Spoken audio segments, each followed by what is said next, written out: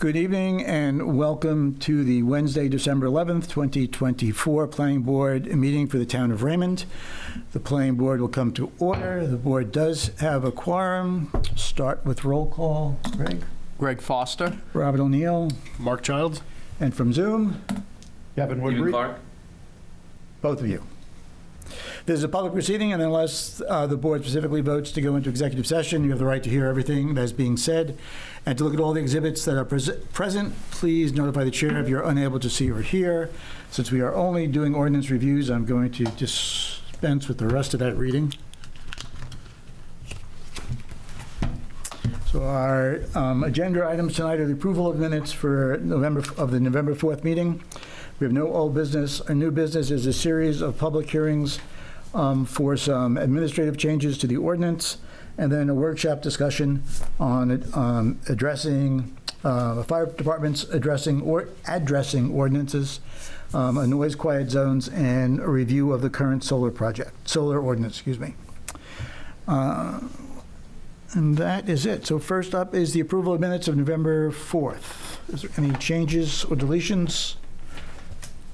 Recommendations? Everybody happy? Is there a motion? You were done. You weren't here. You weren't here. Yes, you are. Was I? Yeah, you were here. Yeah, you were here. Oh. Yeah. You moved. I'll second. Steve.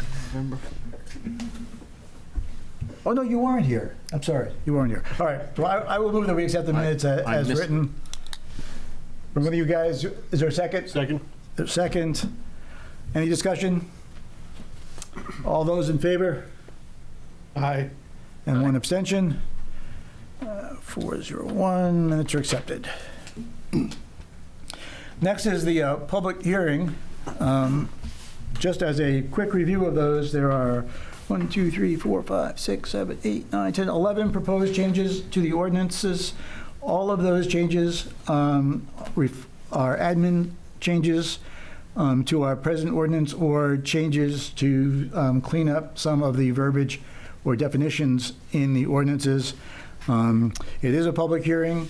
I am going to open the floor to public hearing. The phone number is up on the screen. If you are home and don't want to challenge the fog this evening, please call in. I'm not going to go through each of them individually because I'm not really anticipating that there's going to be much interest in these administrative changes. So I will open the public hearing. There is nobody here. I'll leave the public hearing open while we move on for a little while in case there are someone that does want to look at it. All the proposed changes are on the Planning Board site on the town's website if you wanted to look through those changes. And you can then bounce them off of tonight's agenda, which is also on the website. So I will leave that open in case anybody does have a question and wants to call in. Otherwise, these ordinances will move on to the lawyers to get them finalized, to send them to the selectmen. We'll hold them though, so there really is no rush. We will hold them and send them in as a group with all of them. As long as the board has no changes, I think it's perfect to send them along and get the legal review on it. Yep. Is that all right with everybody? Sounds good to me. Can I ask one question? No, you weren't here. You weren't I allowed. didn't think so. What's up, Greg? The definition of a dock, the last statement says, this definition does not include floating platforms. The only thing about that is, aren't sometimes docks floating platforms? Should it be? I guess it should be free floating or Free floating platforms. Yeah. Maybe free. unattached. Yeah, Yep. Yeah. Good catch. that was it. Yeah, Even though you're not here. yeah. Maybe I was watching. Maybe. Kevin and Steve, you okay with sending them on to the lawyers? I'm good. Okay. Yep, also good. All right, thank you. Sorry, from the floor, the ZBA's got a couple of questions. If this is David Mert speaking. Oh, hi, David. Hi there. I'm looking online on the website. I don't see the actual changes that were being reviewed specifically for tonight. I see the proposed changes, but I don't see the actual worded changes, which is okay. But I do have a question regarding what specifically was the modification. It's for the minimum lot standards and setbacks. Yep. I know from our end, we needed to have a definition of what the shoreland footage was when we were looking at, whether or not you have multiple docks. I listened to the meeting that you last had. It sounded like there was going to be a change made that said when reviewing for docks, it's going to be shoreland 225, and then it was going to be left the same otherwise. But my only concern is in the state of Maine, it says shoreline specifically is a minimum of 200, whereas our ordinance doesn't say specifically a minimum of 200. It says 225 combined shore and road, but what if they had a road of 100 and shoreline of 125? Doesn't that go against the requirements of Maine for 200? That makes sense? We can always be more restrictive than the state. Yeah, we can be more restrictive, but I see what he's saying, though. I mean, you could divide that up in a number of different ways. Well, it's supposed to be 225 feet of frontage of shoreland and 225 of road frontage for a lot. For a lot, right. Right, so you can only put one dock per lot, so you need 450 of each, And then and you and could have two docks. yeah, but I think I think that one of David's points is going to be that what happened. We've had a lot of camps that don't meet that requirement. Right, they're Grandfathered in. non-conforming, right, Yeah. Okay, non-conforming lots. of record, so they grandfathered, right, so they can have it. All right. So part of the concern is not even when it looks at the docks, it's just in general, there's a requirement of 225 combined shore and road, Right. but the state of Maine requires minimum 200 just shore. So it just seems like if they have 125 of road and then 100 of shore, we're not being more restrictive, we're being lenient in the sense that now they've only had 100 of shore. No. Whereas state of Maine requires at least 200. Does that part make sense? This is kind of different from the dock part of it. Yeah, Dock, yeah. The dock is great. If you say 225 shore for dock, that works great for me. Okay. It just seems like there's a little bit of a loophole just in general if it's combined 225 shore and road. Yeah, well, that's easy. We Yeah. do, yeah. I was gonna say, would it be helpful where it says like shore and road frontage, just including a little bit of verbiage behind that saying like the shore must be 225 feet and the road must be. Yes. That way, it's not up to any interpretation to combine the two of them together to get to 225. They both must separately equal that number. Okay, I'll add that. Okay. Does that sound good, David? Yeah, the more clarity for us, the better. So, Yep. yes, thank you. And David, we're going to, we've still got your dock, configurations on the agenda. We're not going to get to it this evening, but we'll get to it in January. If you got any, we're not exactly sure how to approach that in making it conforming to what the town wants and getting it into verbiage or getting it into pictures with a description. Because we worked on it, if you caught last meeting, we worked on it, the verbiage, and we couldn't really kind of nail that down. Yep. And that's fine. We had a couple of administrative appeals specific to docks, so we had to evaluate docks from a code enforcement perspective, and that was one that was questionable to us as to how to interpret. So, yeah, anything you can do to help with that one would be great. Okay. Thanks, David. Thank you. Mr. Chairman, from the fire department. Yes. Just Wayne. on the number of copies for submissions, we're spelling out how many full-size submissions to 3. And I wanted to make sure for the fire department that we were one to get a full-size document. We can print off the 11 by 17 at the station, but we can't print off full-size. So that's kind of important for us. Well, I don't know where they go. Who Do we? Yes, one full size is for the fire department, one is for codes, and one is for the file. Thanks, Sandy. Yep. Should we specify that?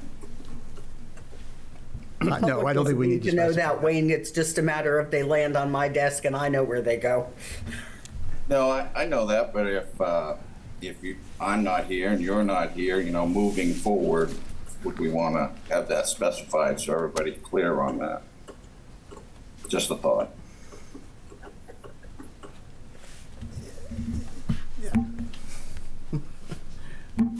All right.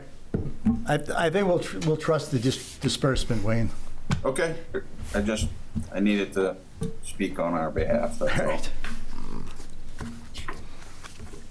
All right, anything else on that? We're all set. All right. All right, Wayne, actually, you're next up on the addressing ordinance. The amend the size of the numbers to a 4-inch in height. Minimum of 4. Yeah, minimum of 4. Do you want to talk about that? And So just from going out and doing, especially a lot of new home constructions, or not even home constructions, business licenses, or business construction, it's real important the size of the numbers for the emergency responders to be able to see that en route. And then the other, one of the other items was to make sure that it's the numbers are facing from both directions, because you never know which direction the emergency responders will be coming from. I think that's pretty much it. I mean, there's a lot of words to describe those two things, just in the different scenarios. It's wording to describe those two things. just for the board, everybody, in the past, we normally have just kind of passed the fire department's ordinances along and let the fire department deal with them to the selectmen, which, That makes perfect sense. yeah. Yeah. Okay. All right, Wayne, we're just going to send it off with legal, get it put into legalese, do the public hearing for it next meeting, and then move it on. I do have one comment. Yeah. I think the only thing that this might need is a section for appeals. I know it talks about enforcement where a violation could be issued. I know typically, though, if you're able to issue a violation, you need to have a section for appeals for it. So I imagine that there's pretty standard language within the ordinance we could just pull to add that process in there, but Trying to understand the appeals. And just from being an emergency responder, if we can't read the numbers, that's mission critical for us to get there in a timely fashion. But I think right. that's It's just a typical yeah, process. I mean, it's standard that anytime, you can issue a violation at the town level, they have the right to appeal it since it's an administrative decision.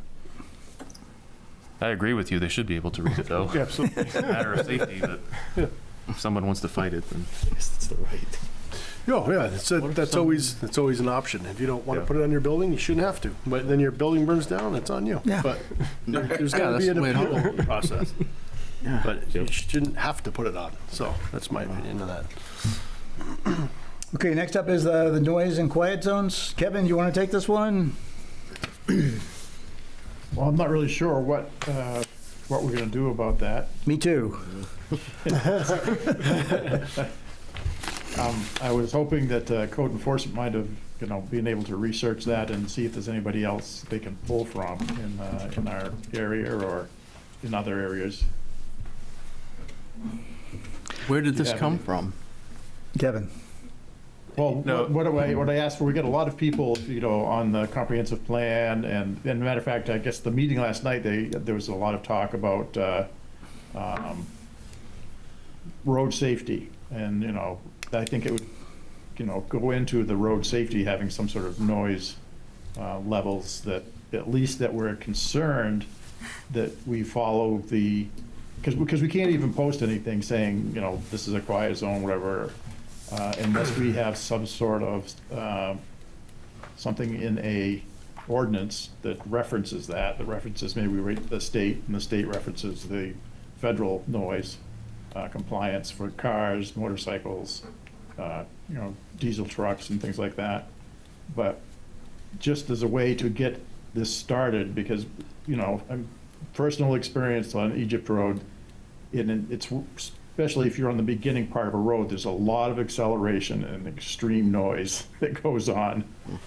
So, Well, I meant, did you get this, did you write it yourself, or did you find an ordinance that someone else had? well, no, I I looked at the state ordinances, and they said they follow the federal guidelines, but in order to post a sign, you must have a town ordinance to be able to post a sign for like a quiet zone or no diesel braking, engine braking.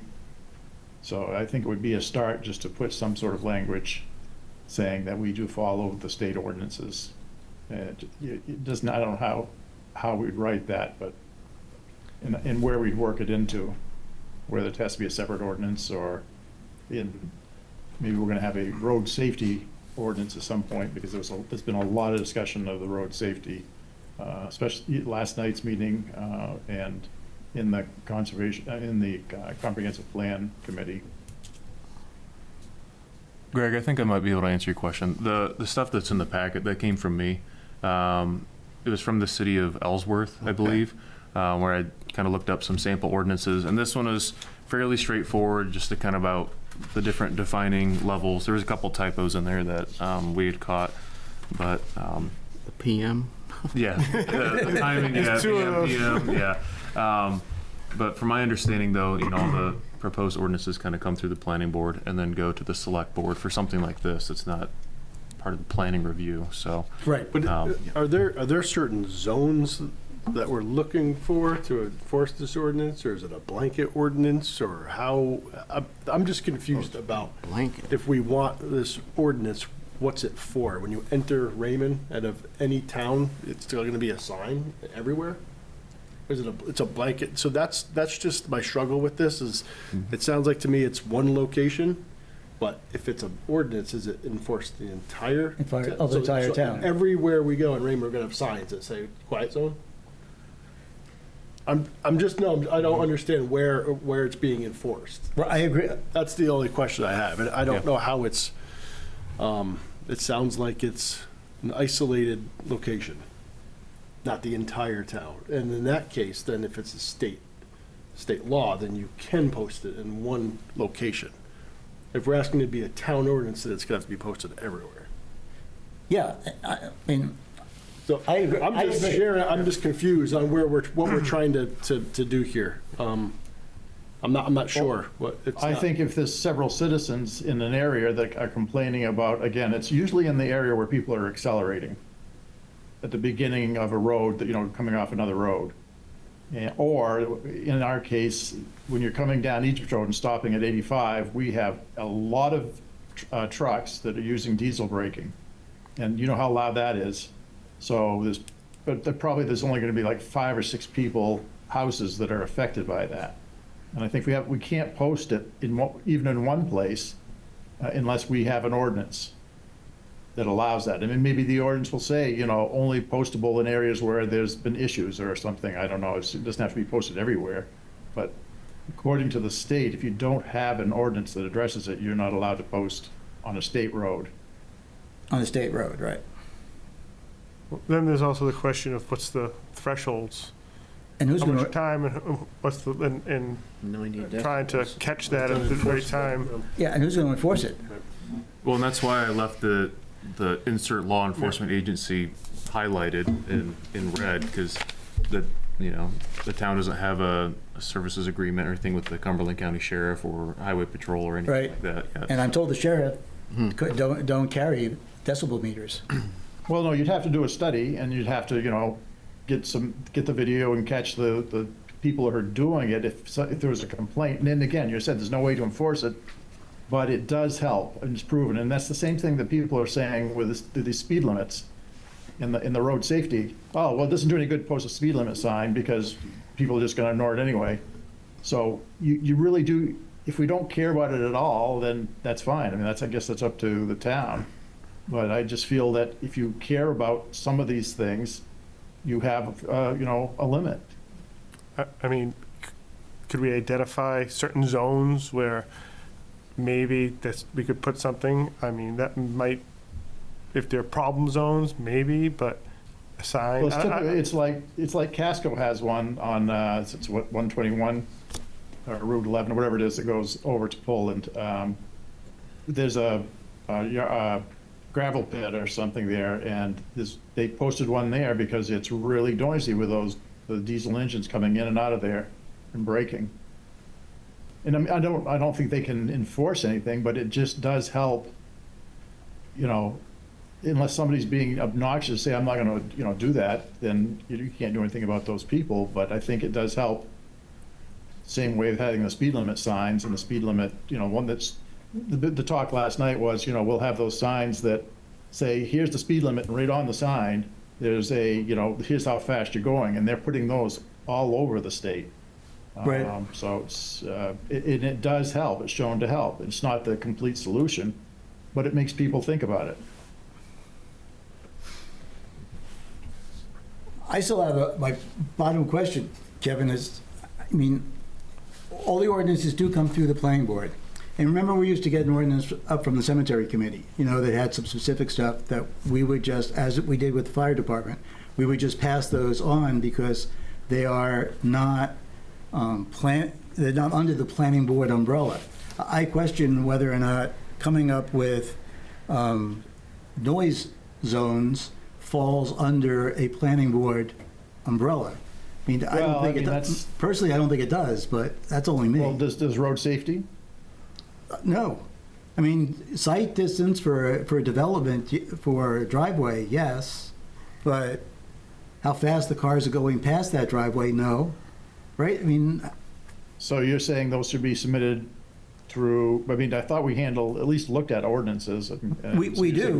We look at all the ordinances, yeah. But it would come from, I mean, in my opinion, this would come from some sort of safety committee that the selectmen would set up that would come through and recommend, an ordinance and do the groundwork for that ordinance. And then it would come to the planning board. We kind of look at it to make sure it doesn't conflict with anything that we have. And then we pass it to the selectmen for a public hearing as to whether or not the selectmen want to implement it. But, it's not like, we're not changing lot sizes, we're not changing anything to do with a planning board function. And that's my problem. Well, yeah, I guess, I mean, safety, well, it can be argued both ways, but I see your point, and I guess we can take it through another. Like I said, it probably should be with the road safety, and I think they're going to have a committee that's going to study that, make recommendations. Perfect. That's So the perfect that place would- for it. Yeah. I don't want to steer. I mean, if you guys want to go through with it, I don't want to turn it around. Well, no. I mean, but- if you don't think it fits But that's into just our me. I'm purview, just- then that's fine. But I mean, I don't want to steer it. Greg, where are you? I'm with you. You're with me, all right? And Steve, we can't see you, but what, do you have any thoughts on it? Yeah, no, I feel the same way you do, Robert. I don't feel like there's a good way to enforce it anyway. Okay, we're in agreement. Brett, strike it. Can do. Well, hang on to what you found, and then we can give that to the road safety people. Can do. Thank you. I could suggest someone for you to email it to. Kevin? No, not me. Well, you're on that committee, aren't you? Oh, no, it hasn't been formed yet. They were talking about that last night at the select board meeting. I heard you were chairing it. Yeah, I should be. If you were sitting here, the speeds and the sound is, 20 years ago or 30 years ago when we moved here, it wasn't even anything, but now it's just constant. Okay, the last up is the solar. We said we would review this, review what has been in place, make sure there's no conflicts with our ordinances as they exist, and we have done that. To Yeah, us, and it does yeah. not seem to be. Yeah, essentially, I think the only thing that, I think from prior discussion would be adding the rural zoning district to it, because it's excluded from that. If the Add, board was interested in having that discussion, I guess. But add rural as an acceptable use, Or is banned. as, or an unacceptable use. It is acceptable now. correct, it is acceptable now, so if the board was interested in either, It adding, and making it unacceptable in the rural as well. correct. Is there, That's interesting.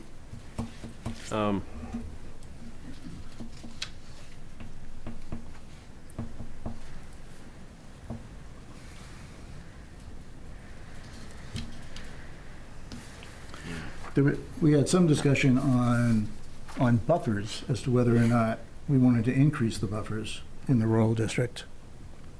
I guess you could look at lot size, you have to have a certain lot size, you can only cover so much with solar, something like that, percentage. In the rural section. Yeah, just so that, like you said, not encroaching too much, but if somebody, had a large chunk of land and needed some money to save it, and they could put some solar on it, as long as it's not, maybe they have to come to the planning board to make sure so that, butters are notified, and, the public has a chance to speak on it, just in case there's concerns.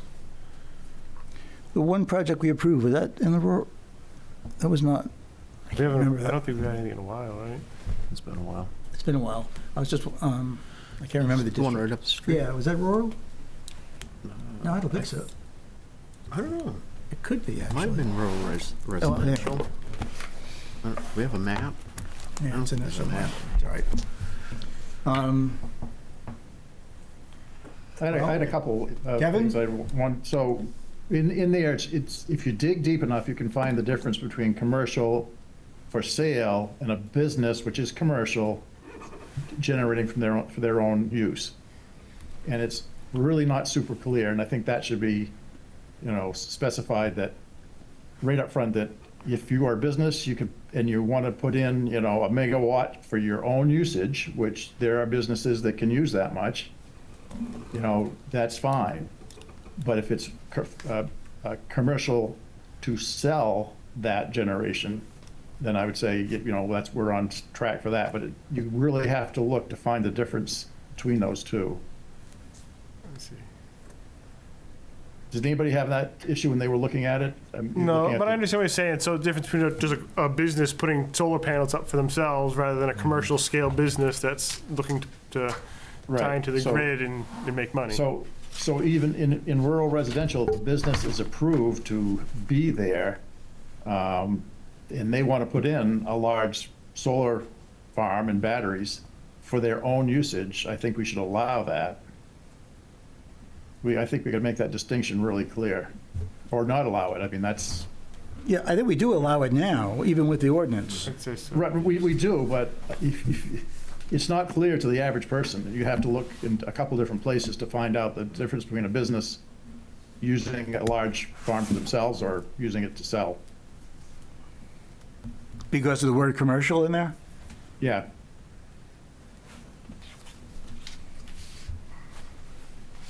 Well, that would be pretty easy to do. But if it was for personal use, then it wouldn't be commercial, energy system.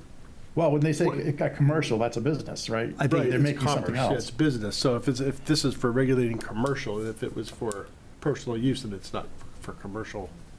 I think what Kevin's saying, correct me if I'm It's wrong. for the I mean, business use. Yeah, saying if Powering the business. the like- business is a commercial business, Sure. Yeah. do they get to use? That's a great point then, yeah. Yeah. Yeah, to sell, to have that farm, to sell it back to the grid is I think that's the size of the footprint of the project, and I think that's really what drives this whole discussion. So Right.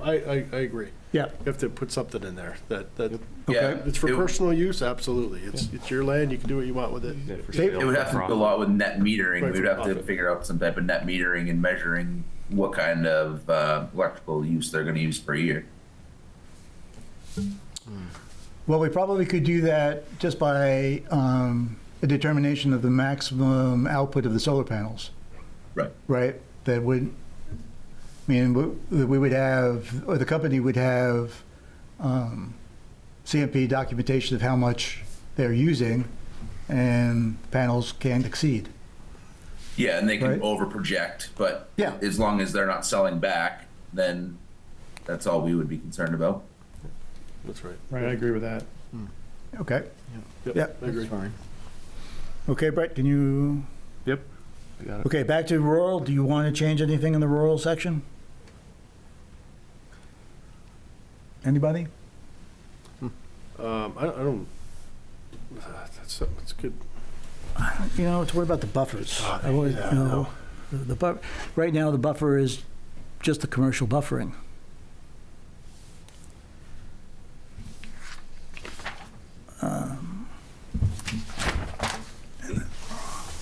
Do you know off the top of your head what the buffer is in the rural district? Rural? Yeah. Might be. That's what I was, Just the setbacks you're talking? Yeah. Yeah, it's 20 on the sides. It's pretty 20, yeah, it's 30 on pretty the front and close. back. Yeah, 30 on the back, you said? yeah, That's probably right. I believe so. So we do have, we do have the visual impact statement already in the solar ordinance. I mean, Right. right? I don't know, we want to increase buffer? Just For it? solar panels? Just for the solar panels? Yeah, no? That's, But if we increase a buffer, is that just for ground mounted systems? Because, I mean, most residential systems are on a roof, so. Good point. Well, I think it would definitely be for a commercial, just a commercial. Just commercial, right? Yeah, Oh, just commercial? Yeah. yeah. Okay. What about commercial on a roof? Most commercial roofs are flat roofs for the most part, so you actually don't end up seeing them unless it's a pitched roof. Well, I think it gets back to if CMP is buying the electricity back from, because I believe net metering on a residential, you can't get a check back. You can only zero out, from my understanding. That's correct, yeah, I yeah. think So if you're receiving a check from CMP, at that point, I think that can be the distinction Mm-hmm. right there. Right. Okay? So leave as is with the change for the commercial. Yep, the commercial. Everything else looks good. So, well, I got one more thing about Yeah, the no, go ahead, solar. Kevin.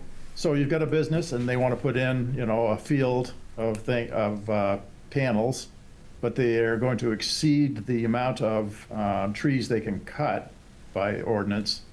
I think we need to put in something that allows solar generation to have some sort of leeway in the amount of trees that can be cut. Mean like a waiver to cut more? Yeah, you're talking about the 25% clearing area limit? right, Yeah. right. I thought we addressed that to some degree. Did we? I thought we had two. to We some- had, I thought we talked about it. I don't remember doing anything about it. oh, maybe we didn't. I don't know how to find it in here. Well, we must have done something with it for the one solar project that we approved. And it's in place. Did they exceed, They exceed, yeah, the 25%? Yeah, must have. they must have. It's like an individual waiver, like on a case-by-case Case basis. basis. So that's. It's waiverable. Keep that the way it is. So is that somewhere in our, I don't remember seeing where that would, in the ordinances, The but. It's under 25%? It's under the law. No, that you could get a waiver for it. We established that we could do that, so it's kind of, Well, you know, Kevin, I don't really remember, but we must have to some degree. You guys weren't here. Mr. Chairman, I thought on that project you approved, the trees were already cut cut. before they came with the project. Is this the last one we're talking about here? The last? No, no, this is the one that's right down the Okay, road. Okay, because I think, yeah, we're thinking the same, Wayne and I are thinking the same one, the last one. Yeah. Was already cut. They were like, Right, what happened here? yeah. Yeah, so that's all right. That's not, the point of But this. even the one down the street, the Oh, this trees one were was- cut. I'm not sure. Were they already cut, Wayne? Yeah, when we were Yeah, doing they- the they site cut walk, that I one won't say too. they were all gone, but that lot had been cut off. Yeah, I remember the sidewalk same way. It was, It was all cut. but how did they get a waiver to cut those trees when it exceeds the, you know? Right, that's, Did it on the forestry rules prior to doing any development. Oh, okay. Denny did that. So what did the forestry rules? Well, How can you the- cut? The clear cut rules, you can't exceed, you have to meet certain regeneration standards. I rarely work with that, but I don't clear cut wood how lots. can you meet a regeneration standard when they have solar panels? Well, no, I think what Oh, okay, I thought happens you is meant they the cut actual it, property. It was they like, cut it under forestry rules, and then they sell it. You know, if they keep the basal area above 30, they're not gonna create a clear cut, and I don't think Denny's was below 30 Okay. square feet of basal area. All right, well, let's put that off into the research. Right? Yep. You got it? So keeping it as a permitted use in the rural district, keeping the same buffers Right. existing, and just making sure that it's clearly spelled out that commercial versus like the for sale, for profit kind of use. Yeah, and we also want to, I think we need to look into the cutting. Yeah. The amount of trees to cutting, whether that 25% rule, whether or not, how that applies.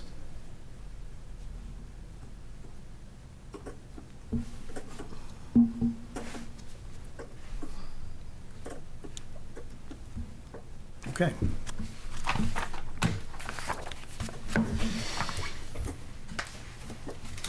I think that's it, right? Is there anything on the back? Nope, staff communications. Okay. Public hearing is still open. Yeah, thank you. I do want to, do you have, ladies, do you have any? Just gonna do you have say any- that. Do you have any questions on the ordinance? I left the public, I was going to ask you to clarify what you just said, because you jumped around a lot and it was a little confusing. So, because you were talking about rural and commercial. Oh, yeah, so that's- Yeah, it you is. were kind of all over. we do that on purpose, so that people, you know. So the ordinance, the existing ordinance. She needs to go to this podium. Oh, sorry. And I don't even have a broken leg anymore, no excuse. Jennifer Danzig, 38 Pulpit Rock Road. So I'm just asking you to just summarize what you just did, because it was a bit confusing. You were talking about rural and Sure. commercial. So the ordinance basically that was approved through the Citizens Initiative is not, is standing as is. Nobody had any changes to it, as there was no conflicts with that, with any of our other ordinances. The solar ordinance that is in existence right now is for the rural section, which is going to stay a permitted use. Okay. We're going to look at how we handle the cutting of the trees in that section, in that ordinance, and we're going to look at possible changing setbacks in that rural district. Those are the only things we've, right? Did I- And to clarify what commercial. Oh, yeah, thank you. Commercial Yeah. business can Right. put solar panels on, but they can't build something to sell back to the grid on like a commercial scale.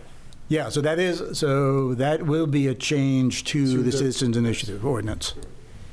Wait, say that again then? It's just to clarify that a commercial business can still put solar panels on to produce power for themselves, Right. but not commercial scale, as opposed to a commercial scale, which I think is the intent of the ordinance to prevent the commercial scale of solar farms. So the commercial for the power for themselves, though, that would not be happening in rural residential or shoreland zones? yes, for their Yes. own, Well, on their own like property. a home business, I think it's just a concern. Oh, I see something what you're like saying, a that. Yeah, yeah, home-based yeah. business, Right, like a right. farm Yep, or- right, or exactly, something like exactly, that. right, Okay. right, right. Or a home-based business. So like, Right. and you're talking about them putting it on their roofs. Right, or a Right. ground-mounted system, but only I'd like produce to for clarify that. themselves. Let's say Sabre Yacht wanted to put in because they use a lot of energy. Yeah. And they wanted to put in a large field, 1 megawatt, 2 megawatts, I'm sure their electric bill is in that range, to save money. I would say that that is something, and I don't know if they're rural residential or rural there, but I think we have businesses that are large enough that may be in rural residential that they could put in large fields. That was the whole thing I brought this up for. If some business wants to put in more than a rooftop thing like a resident, I just think we need to make that really clear. Well, I think we have.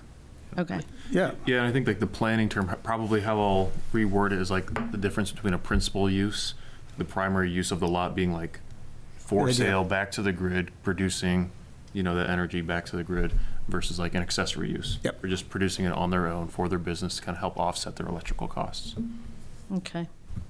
And I'm thinking Sabre Yachts is not rural residential. I mean, I would think that would be, like, Well, I just, Jennifer is bringing up a point where you could still get a big field of panels for just a commercial approved in the rural residential area, the way the ordinance is written.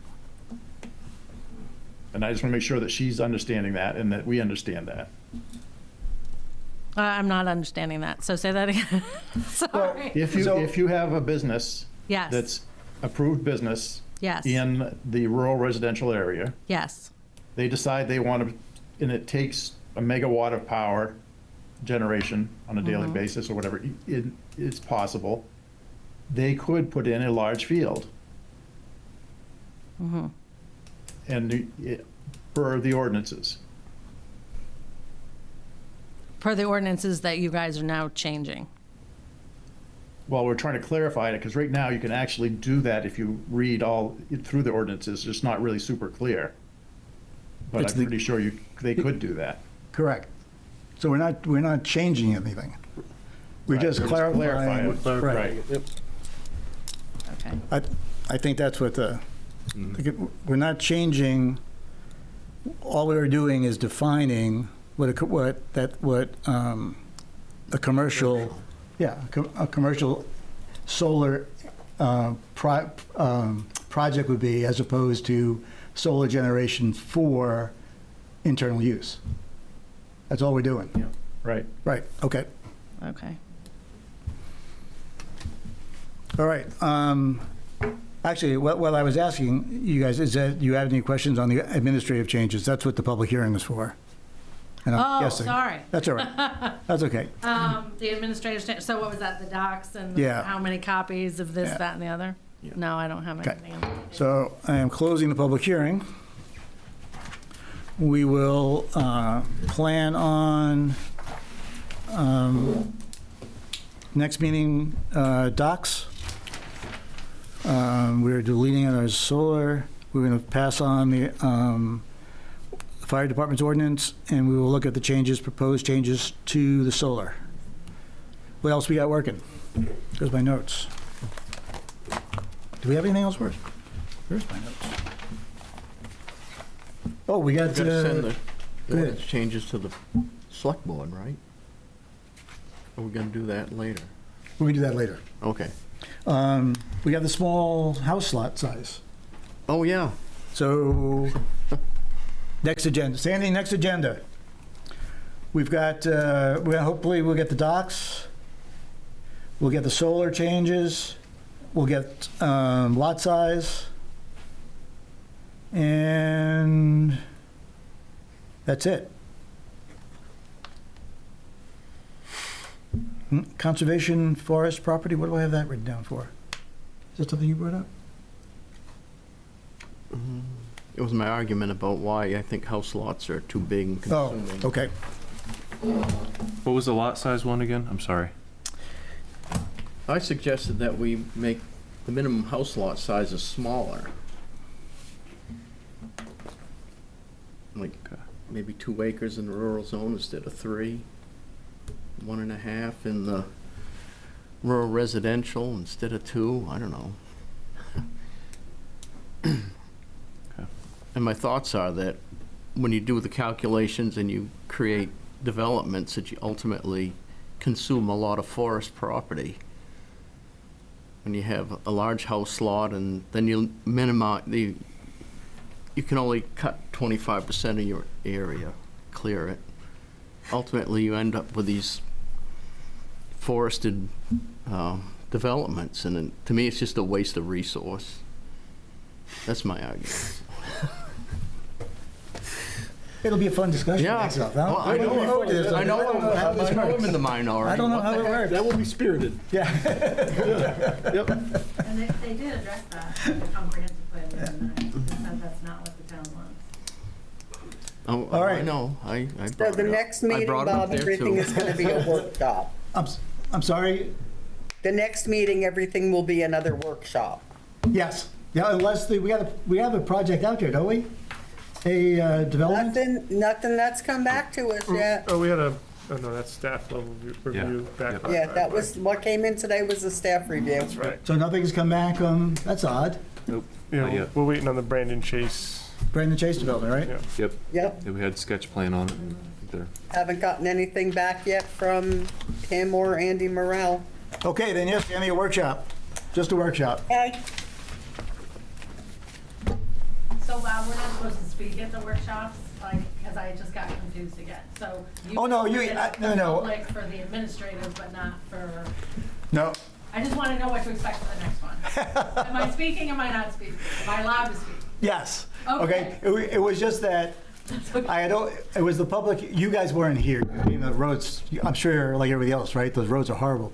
Yeah. I had opened the public hearing. Oh, let me get the meeting closed here. Oh, sure. Sorry. Is I thought you were- anybody have anything left? All right, the motion? Move to adjourn. Second. There's a second, all those in favor? All right, we're clear, we're done.